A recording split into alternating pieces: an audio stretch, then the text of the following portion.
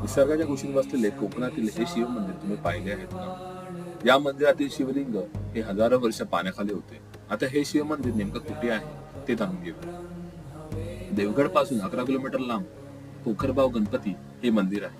या मंदिरामध्ये गणपती बाप्पाची पाषाणाची मूर्ती आहे. असे म्हटले जाते की येथील पुजारींना दृष्टांत झाला आणि त्यानुसार इथे खोदकाम करून शिवलिंग पाण्याबाहेर काढण्यात आले आणि त्याची स्थापना इथे करण्यात आली आणि त्यानंतर ओंकारेश्वर शिव मंदिर हे स्थापन करण्यात आले. या मंदिराला लगतच एक ओहोळ वाहताना दिसतो आणि या ओहोळ्यामध्ये पाय ठेवून तुम्ही नॅचरल मेडिक्युअर करू शकता.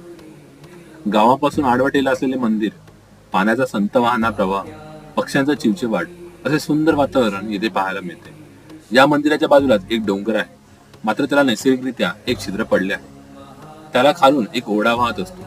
डोंगर पोखरला गेला असल्यामुळे पोखर आणि खाली ओहोळ आहे म्हणून पाव